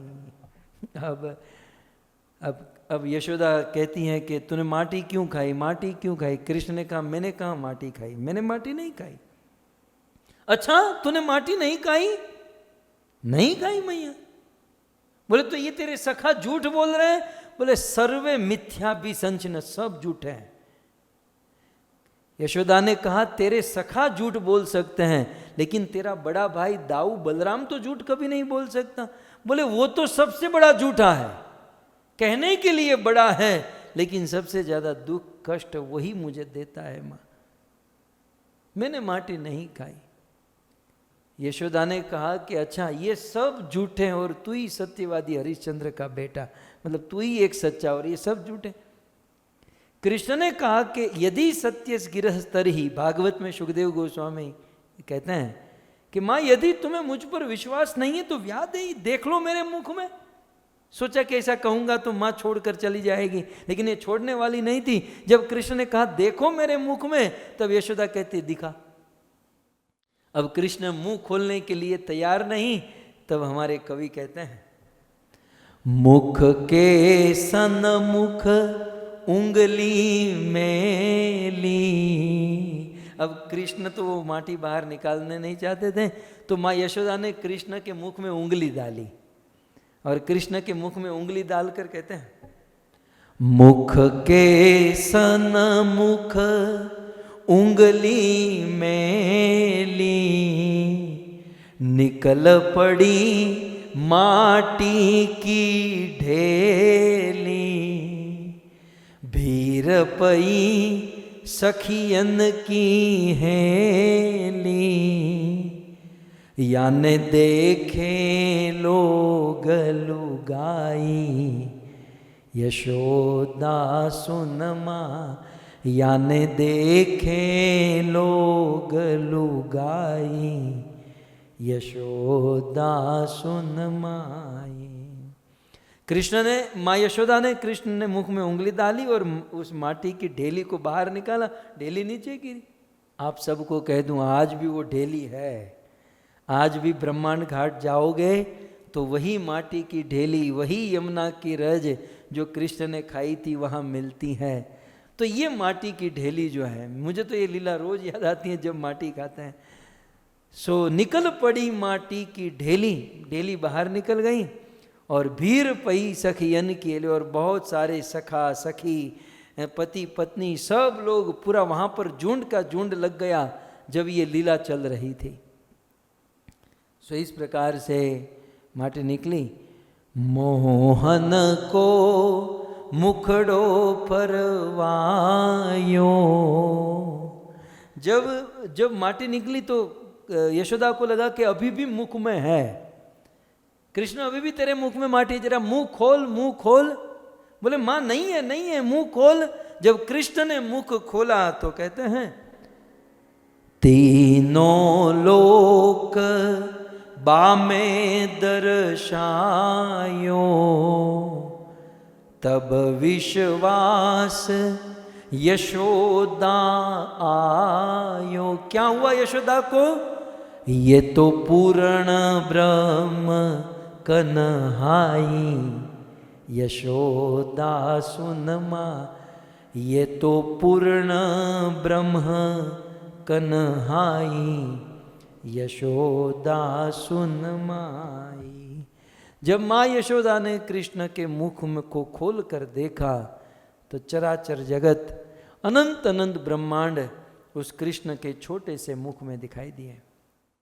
और उस ब्रह्मांड में एक पृथ्वी, और पृथ्वी में भारत, भारत में मथुरा, मथुरा में ब्रज, और छोटी सी यशोदा और कान्हा का दर्शन जब किया तो माँ यशोदा मूर्छित होकर गिर गई। बोले ये तो लड़का नहीं, ये तो छोटा सा लाला नहीं, ये तो पूर्ण ब्रह्म कन्हाई, ये तो साक्षात भगवान ही है। ऐसो रस है नहीं माखन में, नहीं मिश्री मेवा दाखन में, जो रस है ब्रज रज चाखन में। क्योंकि याने मुक्ति मुक्त कराई, यशोदा सुन माई। ऐसो रस नहीं माखन में, ब्रज की रज में जो रस है वो रस न तो माखन में है, न मिश्री में है, न मेवा में है। और जो रस ब्रज रस को चाखने में है वो किसी भी भोग में नहीं है, क्योंकि ब्रज की रज मुक्ति को भी मुक्त करने वाली है। सो ऐसी ब्रज की रज आज भगवान श्री कृष्ण ने खाई। या रज को सुर नर मुनि तरसे, समझ लीजिएगा, इस ब्रज की रज के लिए बड़े बड़े देवता ऋषि मुनि तरसते हैं। या रज को सुर नर मुनि तरसे, बड़ भागी जन तिन तिन तरसे, जाकी लगन लगी रहे हरि से, यही घासी राम कथ गाई, यशोदा सुन माई। बड़े बड़े देवता आदि सब लोग इस रस के लिए तरसते हैं, लेकिन जिनके हृदय में भाव प्रेम भक्ति है उन्हीं को यह रस ब्रज रस प्राप्त होता है। सो इस प्रकार से माँ तो मूर्छित होकर गिर गई। कुछ समय के बाद होश आया। भगवान ने योग माया को स्पेशली कहा भाई भुला दे ये सब कुछ, नहीं तो ये याद रहेगा कि मुख में ब्रह्मांड देखा था, तब तो गड़बड़ हो जाएगी। माँ मुझे अपना बेटा नहीं मानेगी, कल से दूध नहीं पिलाएगी, कल से मेरा ध्यान नहीं रखेगी। सो स्पेशली योग माया का आवृत हुआ और माँ यशोदा भूल गई और सब कुछ ठीक ठाक रूटीन चलने लगा। तो इस प्रकार से हम सब आज ब्रह्मांड घाट पहुँचे हैं। ब्रह्मांड घाट पर आज हमारा विश्राम है। तो सभी भक्तों को हम निवेदन करते हैं कि अपने मन में बस यही भाव रखिए कि हम सब नंद भवन गोकुल ब्रह्मांड घाट पर आ चुके हैं। सो कल हम इस ब्रह्मांड घाट की परिक्रमा करेंगे और परसों ब्रह्मांड घाट से रावल और फिर रावल से मथुरा होते हुए ब्रज वृंदावन। सो आप सभी भक्तों का धन्यवाद। आप सभी भक्तों ने बड़े भाव से प्रेम से समय निकालकर इस कथा का श्रवण किया। ग्रंथराज श्रीमद् भागवतम महापुराण के ब्रजमंडल 84 कोस परिक्रमा के जगत गुरु शिल प्रभुपाद की निताय गौर प्रेमानंद। जय जय श्री राधे, जय जय श्री राधे, जय जय श्री राधे श्याम। ईश्वरं सच्चिदानन्दरूपं लसत्कुण्डलं गोकुले व्रजमानम्। बालेश्वरं सच्चिदानन्दरूपं रसकुण्डलं गोकुले व्रजमानम् नमामीश्वरं सच्चिदानन्दरूपं लसत्कुण्डलं गोकुले व्रजमानम्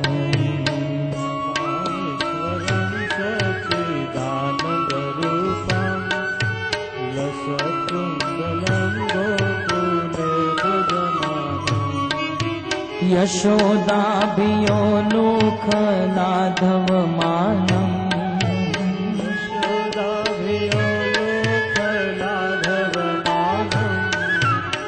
यशोदाभियो लोकलाघवमानम्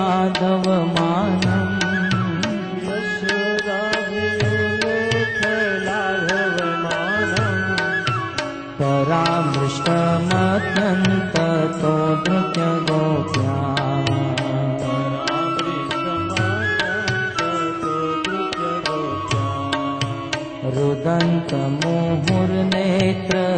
रुदन्तमुहुर्नेत्रयुग्मभृजन्तम् कराम्बुजयुग्मेन सातङ्कनेत्रम्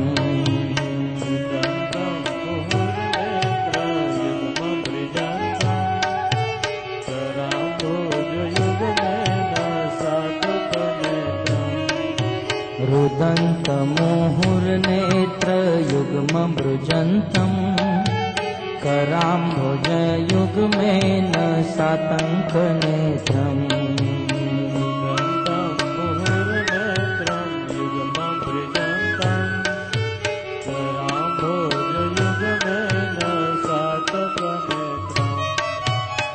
मोहश्वासकं पात्रीरेखाककण्ठ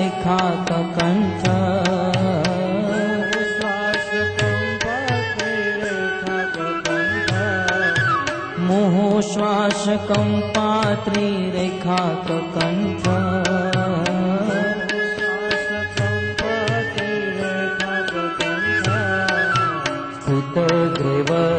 स्फुटग्रीवदामोदरं भक्तिदम्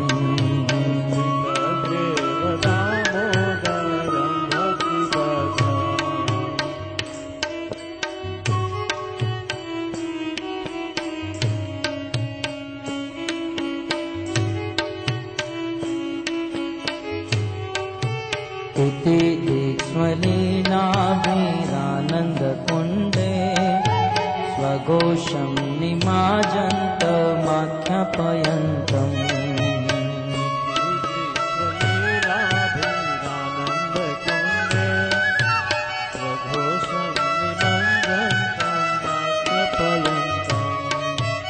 इति दीक्ष्वलीलाभिरानन्दकुण्डे स्वघोषं निमाजन्तमाख्यापयन्तम्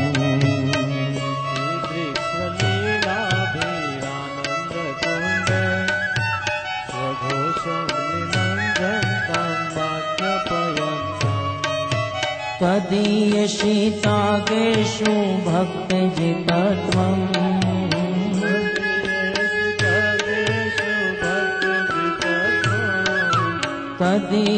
तदीयशीतागेषु भक्तजितत्वम्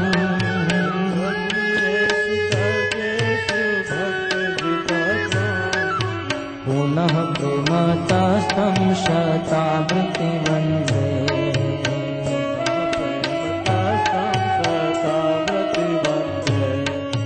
वरं देवमोक्षं न मोक्षावधिं वा न चान्यमृणेऽहं वरेष्यादपीह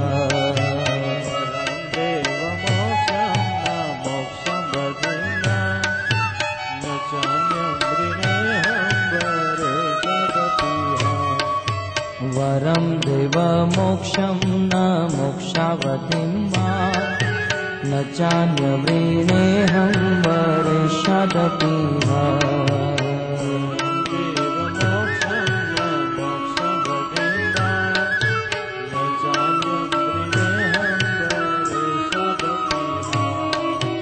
इदं तेव पूर्णार्थ गोपाल बालम्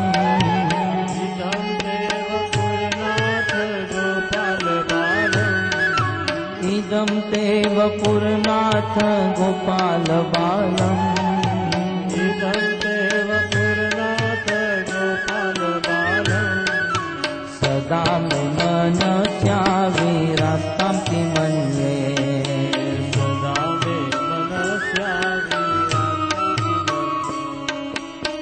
इदं ते मुखाम्बोजमत्यन्तनीले भूतं कुन्तले स्निग्धरक्तश गोप्या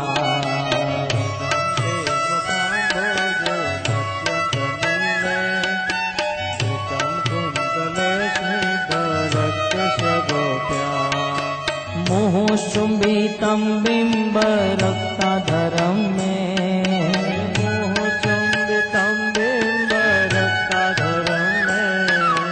मोहचुम्बितं बिम्बरक्ताधरं मे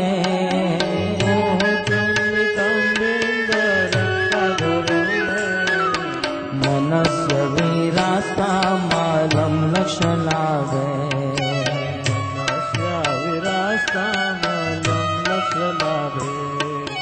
नमो देव दामोदरानन्त विष्णो प्रसीद प्रभो दुःखजलाभिमग्नम् नमो देव दामोदर अनंत विष्णु प्रसीद प्रभो दुख जलाभिमग्नम् कृपा दृष्टिवृष्ट्याति दिनं बतानु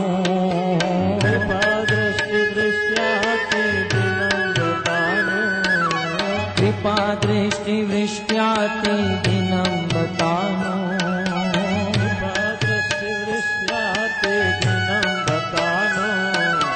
गृहानुष मामग्र मे दक्ष दृश्य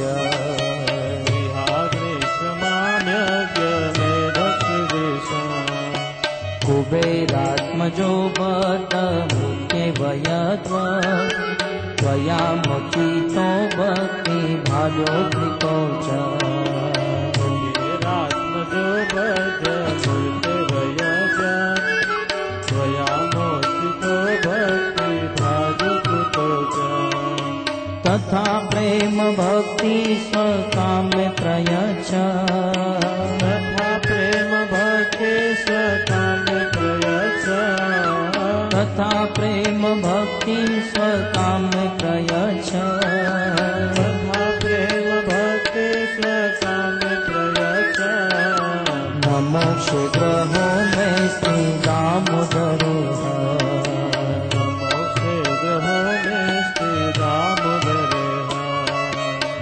मोक्ष ग्रहो में स्थित दामोदर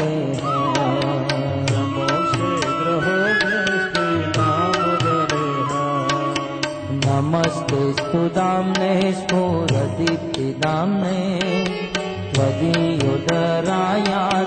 विश्वस्य दाम्ने नमस्ते स्तुदाम्ने स्फुरदीप्तिदाम्ने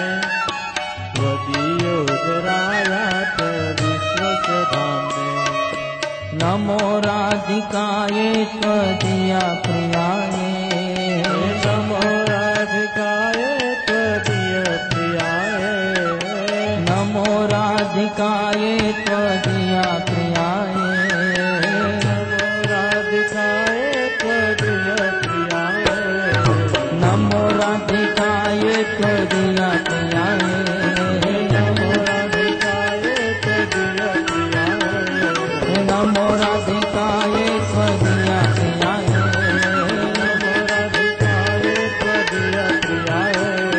नमो राधिकाय त्वदीया प्रियाय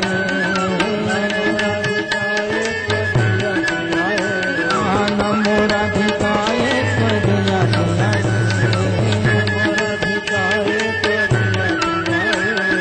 नमो नंतलीलाय देवाय सुतम् नमो नंतलीलाय देवाय प्रियम्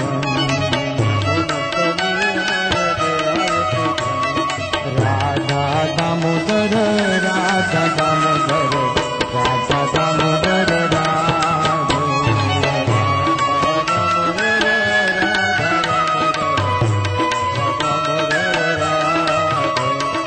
राधा दामोदर राधा दामोदर राधा दामोदर राधे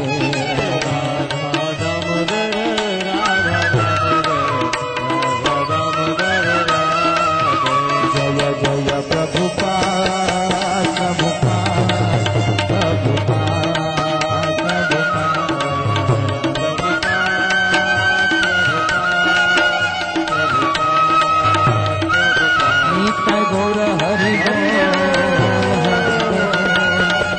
हरि बोल हर हरि बोल हरि बोल। श्री राधा दामोदर भगवान की, श्री दामोदर अष्टकम की, श्रील प्रभुपाद।